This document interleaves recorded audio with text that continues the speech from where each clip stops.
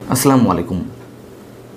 আমাদের সেনাপ্রধান জেনারেল ওয়াকারুজ্জামান একাধিকবার তার বক্তব্যের দৃঢ়তার সঙ্গে উচ্চারণ করেছেন, আর কোনো প্রকারের মব ভায়োলেন্স নয়, কোনো ধরনের মব ভায়োলেন্স আর টলারেট করা হবে না। শুধু সেনাপ্রধান তার বক্তব্যই নয়, সেনাবাহিনীর পক্ষ থেকেও পরবর্তীতে বেশ কয়েকটি প্রেস ব্রিফিং করা হয়েছে, সেগুলোতেও মব ভায়োলেন্সের বিরুদ্ধে স্পষ্ট কথা উচ্চারণ করা হয়েছে। মানুষ সেনাপ্রধানের বক্তব্য বা সেনাবাহিনীর পক্ষ থেকে যে সংবাদ সম্মেলনগুলো, সেই জায়গা থেকে বেশ খানিকটা আশ্বস্ত হয়েছিলেন যারা তুমুল আতঙ্কের মধ্যে দিন রাত কাটাচ্ছিলেন। কিন্তু সাধারণ মানুষ তাদের সেই শঙ্কা থেকে এখনও বের হতে পারেননি।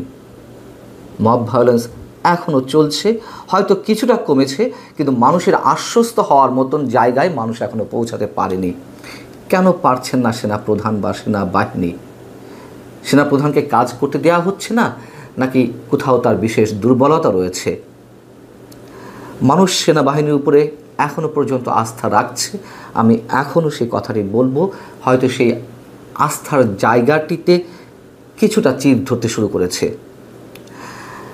সেনাপ্রধানের বক্তব্যের পরে আমরা দেখলাম যে নারায়ণগঞ্জে বিচারালয়ের মধ্যে সাবেক সংসদ সদস্য মমতাজের উপরে মবের আক্রমণ হলো।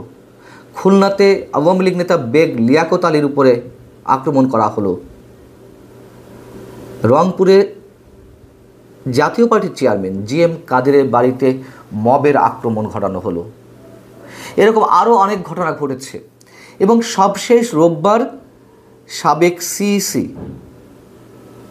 কে নুরুল হুদাকে একটি বিশেষ গোষ্ঠীর মানুষেরা আটক করে তার গলায় জুতার মালা পরিয়ে দিলেন।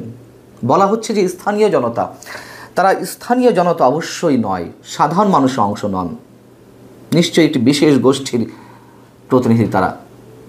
আমি এর আগের কন্টেন্টে, খানিকক্ষণ আগে যে কন্টেন্টটি ছেড়েছি, ভিডিওটি আপনাদের সামনে দিয়েছি, সেখানে অবশ্যই আমি বলেছি যে ইতিহাসের দায় অবশ্যই রয়েছে সাবেক সিইসি নুরুল হুদার কাঁধে। তিনি জাতির সঙ্গে প্রতারণা করেছেন। অবশ্যই 2018 সালে যে নির্বাচনটি প্রহসনের নির্বাচন, সেই নির্বাচনের জন্য দেশের ইতিহাসের বাঁক বদলে গিয়েছে, আমি এই কথাগুলো বলেছি। কিন্তু তিনি অপরাধী এটিও আমরা জানি, সবাই জানি, তার বিচার হবে, হওয়ার মতোই ব্যক্তি তিনি। কিন্তু একজন মুক্তিযোদ্ধার গলায় জুতার মালা পরিয়ে দেওয়া হবে, এটি নিশ্চয়ই সহ্য করা যায় না, কোনো অবস্থাতেই সমর্থন করা যায় না। একজন মুক্তিযুদ্ধ অপরাধ করতেই পারেন, মুক্তিযুদ্ধ তার ফেরেশতা নন, তার জন্য অবশ্যই দেশের প্রচলিত আইনে বিচার হবে। কিন্তু জুতার মালা কেন?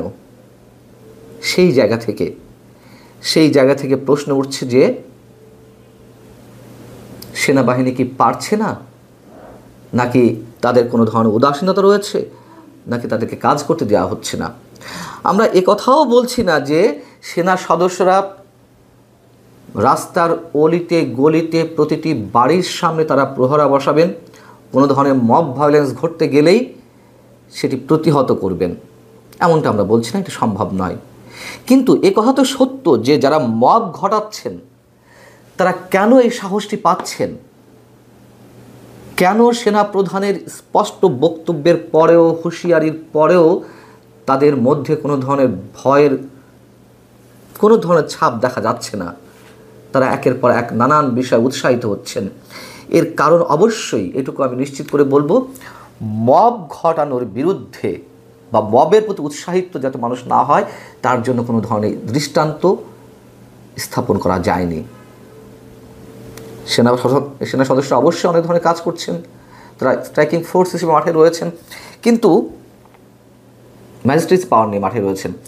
কিন্তু মবের বিরুদ্ধে তারা কি কোনো দৃষ্টান্ত স্থাপন করেছেন? কোনো দৃষ্টান্তমূলক শাস্তি কারোর বিরুদ্ধে দেওয়া হয়েছে যারা এই ধরনের ঘটনা ঘটাচ্ছেন?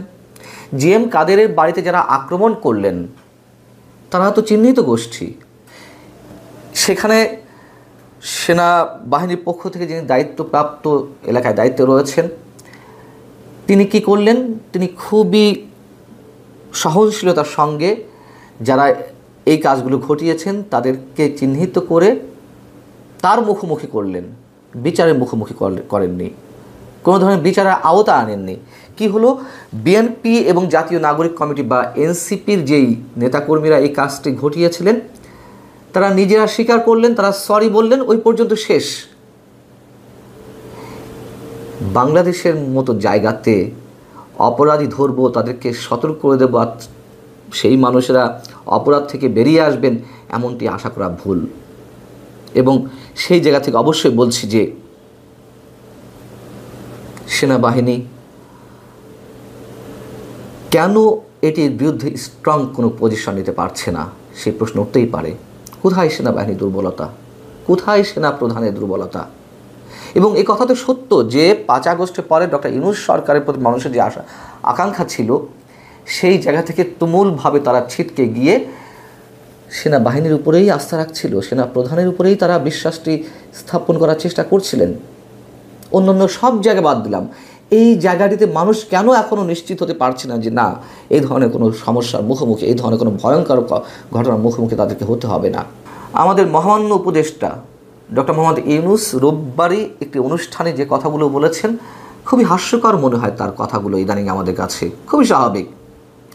তিনি বলছেন যে আজকে জুলাইয়ে মানবতা বিরোধী অপরাধীদের বিচারে জাতি ঐক্যবদ্ধ হয়েছে, আন্তর্জাতিক অপরাধ ট্রাইব্যুনাল প্রতিষ্ঠা করা হয়েছে জুলাইয়ে সংঘটিত মানবতা বিরোধী অপরাধের তদন্ত এবং বিচার কাজের জন্য।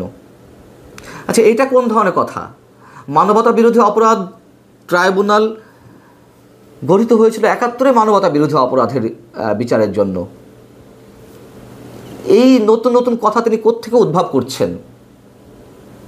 বেশ ভালো কথা, তার স্লিপ অফ টাং আমরা ধরে নিলাম। এবং তিনি বলছেন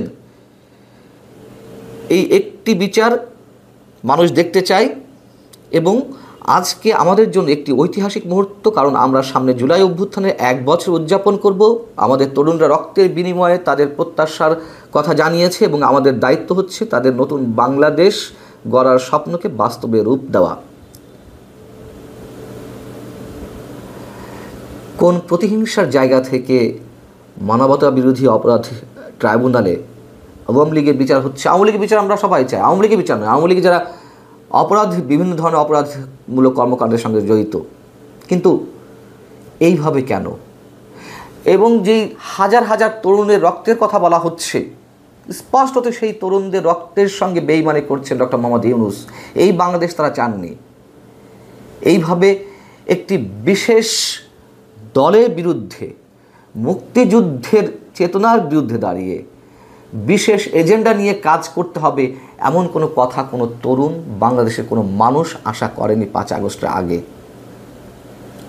এবং এটুকু আমরা নিঃসন্দেহে বলতে চাই যে প্রফেসর ডক্টর ইউনূস তিনি নিজের স্বার্থ হাসিলের জন্য প্রতিহিংসার জায়গা থেকে, বিচার ব্যবস্থা থেকে শুরু করে আর অন্যান্য যা কিছু রয়েছে সব জায়গায় তিনি দৃষ্টান্ত স্থাপন করছেন।